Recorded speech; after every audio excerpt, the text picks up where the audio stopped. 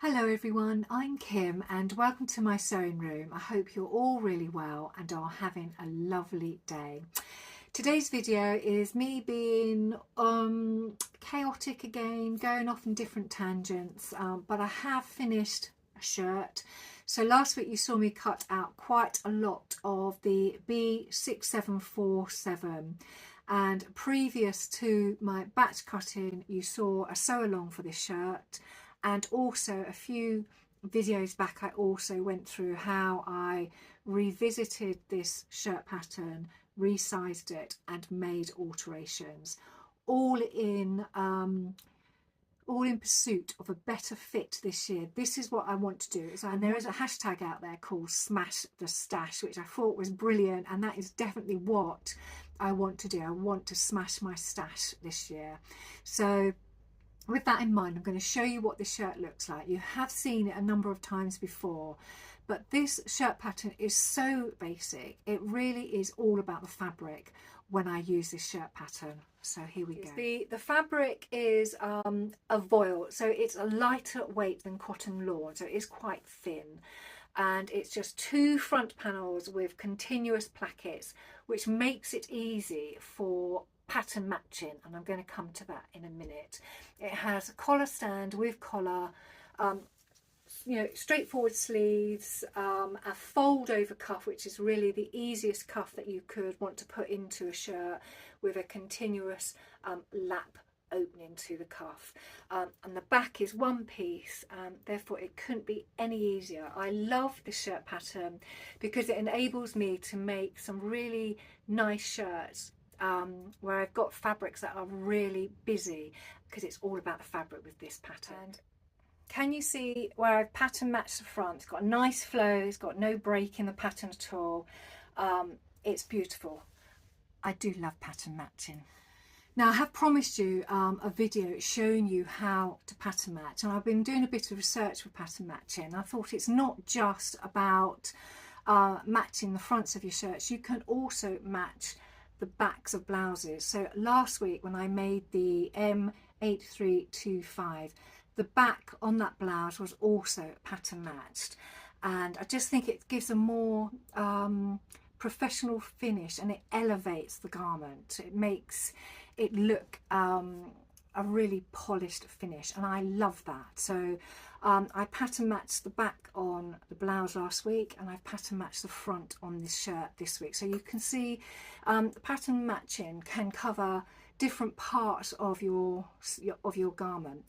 And I also thought, I do pattern match on occasion pockets that go on clothes, and I have pattern matched pockets for pajamas before. So I thought I would also cover how to pattern match with pockets. So I have been thinking about it a lot, and I said to you all that I was really looking for some fabric that I could film quite easily so that you could see the pattern matching process, and I think I found two.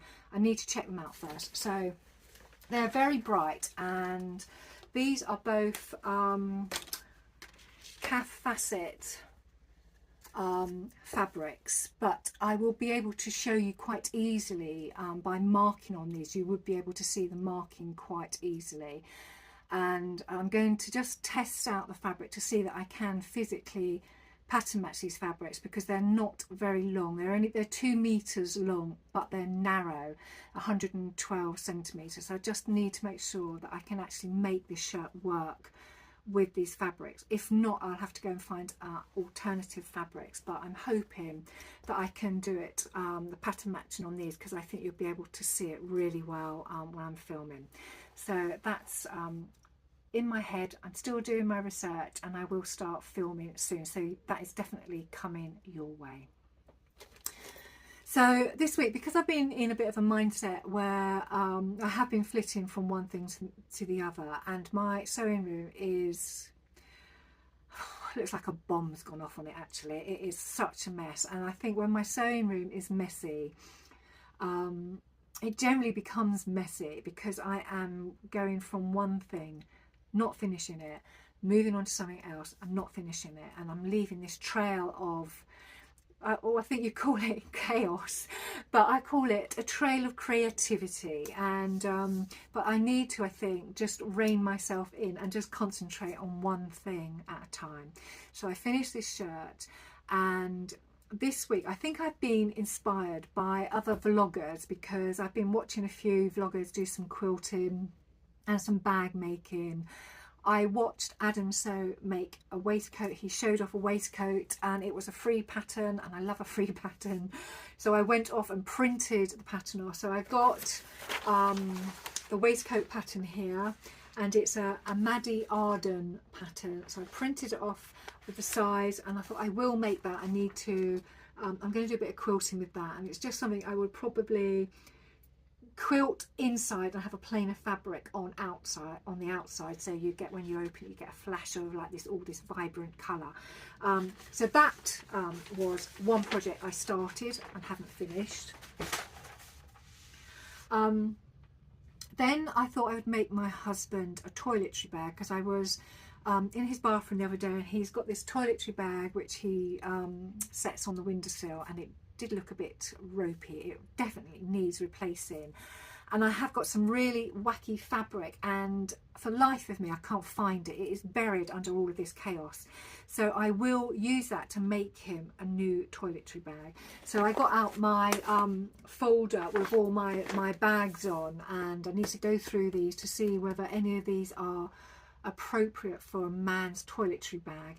If not, I'll find a pattern, and I think I would really like to make one up myself, you know, make the pattern up myself, because I've made a few of these now, and I think toiletry bag is just a square bag with a zip in. I don't want anything too fussy. So that's another project I have been playing with and not finished. So I've been inspired this week by a few vloggers that have been working on quilts. Now I do have, I think I have 3 quilting projects in progress. My main one is the Queen of Diamonds quilt, and I have done all of the actual diamonds to the quilt. I've got them here, and so they're all here. Ooh. And they're absolutely beautiful. They're all very vibrant, and I have put the borders on, so they've all got their borders on these things. And now what I need to do is I need to concentrate on putting the sashing around. And the sashing is this white sash that goes around each of the diamonds, and in each of the corners there is a solid colour, and you cut a diamond shape, and they effectively join up all of the other diamonds and then bring the whole quilt together. So I did have the quilt all laid out on my bed, and I was trying to figure out what colour diamonds to use. So I pulled out all of these fabrics from my scrap box, all of these Tula pink fabrics that I've had, and I've been laying them against all the different diamonds to see which would work which way. And the mess that I created, and I've got a little video of all the mess that I created, just pulling out all of these solid colours and working with my quilt whilst I laid it all out on my bed. And then when I had nearly done it, my poor husband, oh my god, he's pulled a nerve in his shoulder. So it's a nerve that effectively runs from his neck to his shoulder, and it is so excruciatingly painful that he can't physically move. So he's been laid up in bed now for 3 days on very strong nerve painkillers. So he's waiting for these painkillers to kick in, and once they do, hopefully he'll be able to get up and move around and start doing some physio. But at the moment he's really struggling. So he asked me very kindly where I would move all of my quilting bits so that he could get into bed and suffer in peace. So I've done that. So now I have still got that project to finish. So that's another project that I was hoping to get started this week, but all I've done is made more mess. So I pulled all of the fabrics out. And I think what I might do is, because he's now in bed, I might lay all of the quilt in the downstairs living room so I can get an idea of all of the different colours that I want to use in between, and because the lighting's a lot better down there than it is in the bedroom, I think that would work quite well. So that's something I really want to get on with very soon. The other quilting project I have been playing with, because I've been, as you know, I knit socks, so I've been working on socks quite a lot over the autumn winter time, and I think now, because there's just a tiny little bit of sunshine peeping through in the mornings, I have the urge to start hand sewing. So I've been looking at doing some more English paper piecing, some EPP, and I started a quilt, and it's called Raindrops Are Falling on My Head. Now this project is ultra slow. I know this is probably going to take me forever to do, but I just pick it up every so often and just do a little bit at a time. So I've been working on these rosettes. So I've got all these various rosettes, and I've only been using the fabrics that I have in my scrap box. So I have been working on all of these rosettes, and you have seen some of these before, but I've got 10 now, so some of them are new, and I have actually managed to put the little green diamonds around each of the rosettes. So these are all effectively complete now, and so I think I've got 10 of these. I've got a few downstairs which are partially completed, and I think I have to make something like 42. So I'm making a dent. So I've got all of these beautiful rosettes, and working on hand stitching those in the evening, and I'm really quite enjoying getting back to hand sewing. So I think I will carry on with those for a little bit longer until something else sort of comes up.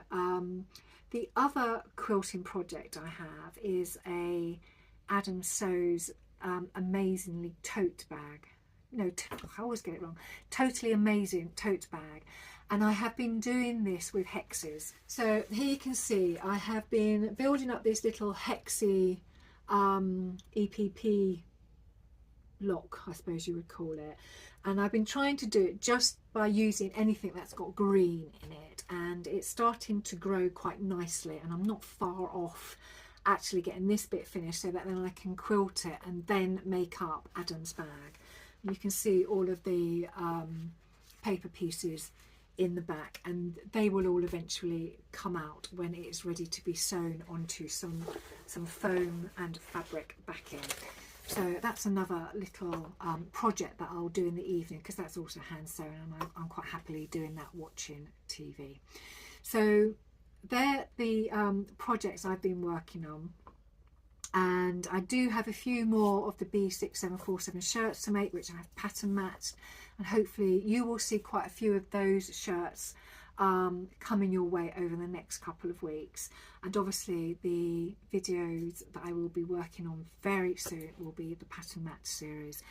So that's all my projects in progress this week, and I have been purchasing as well. So my purchases are pretty straightforward. Because I've been cutting out Seaforth pants, I went on the hunt for zips, and I found it really difficult to find a dark brown zip, but I found a company called myfabrics.co.uk, and I have bought sweatshirt fabric from them before, and they had the zip colour I wanted. So it's this really rich chocolate brown continuous zipper, size 3, that I wanted, and so I have that to make up a pair of Seaforth pants. I also have this light grey zipper for more Seaforth pants, and some more continuous zipper for the navy Seaforth pants in a straight solid colour, and also a patterned navy colour. So lots of Seaforth pants coming your way as well, and I'm quite keen to get working on those now, because they do come together really quickly. I must say, the only difficult thing about those pants is the time it takes you to do the pockets, because they have the zippers in, but once you've got over that, everything else comes together really quickly. So I'm hoping that you will see those very shortly as well. So those are the zippers that I purchased, and I also have been buying a few little bits and bobs whilst I've been looking for zippers. I came across these little things, and Adam got me thinking, actually, because when you go on an aeroplane, because Adam's gone on holiday for the first time in like forever, and you have to be really careful with scissors, because you're not allowed to have scissors when you're on the plane if they're too big. And I found these little things. They are a needle threader, but in the very corner they have a tiny little blade, which is great for somebody like me who will do EPP on the flight, and you can't do any harm with these, so there wouldn't be any restriction to you having these sort of things on a flight. And I just thought, I got two in the pack, so one would sit in my sewing room and the other one would go in my bag that hopefully I will take to more sewing socials as I attend those over the next over this year and forever. And they are called, they're just Clover, and they're just called Threader with Cutter Petite Cut. And I thought they were really good, so I've got those. They were a couple of quid, nothing too mad. And I have also been watching a lady called Diane in Stitches. She is a new vlogger. She has just started her channel, so please go and support her and show some love. But she was showing some tools that she had in her sewing room the other day, and one of them in particular really interested me, because I do use a lot of chalk in my sewing room, and I use a chalk on a wheel and it produces a lot of dust. And she uses this thing here, and it comes with all these lovely chalk pens and a little sharpener. Where's the sharpener? And it comes with this little sharpener, so you can keep the tip of your pen, your chalk pen, nice and sharp, and it doesn't cause any dust. So I have been using this quite a lot, and I also like the fact that there's all these different colours, so it will work on a whole array of fabrics. So really pleased I got those. I bought those off of Amazon. And the other thing, I have been meaning to get one of these for ages, but I've never bothered because I've always used a pair of scissors, and that is a buttonhole cutter. So I treated myself to one of these. This is a Clover as well, and I think I also got that from Amazon. If I didn't, I'll put where I got it from in the description. And that's it's a small one. It's a 12mm cutter, which is excellent for me. And I thought, yeah, I deserve a treat, so I bought that as well. So I bought the buttonhole gauge last week, so I've been really sort of trying to concentrate on getting a really nice finish to my shirts. So all of these will help a lot. So those are my purchases, and I think that is it for today. So hopefully you will see a little bit more progress next week. I have nearly finished another shirt, so you'll definitely see another one of these shirts next week. And I'm hoping also to start my pattern match series, so that will probably be coming in March. I just need to do a bit more planning to give you the best view of it, so it needs some clear filming.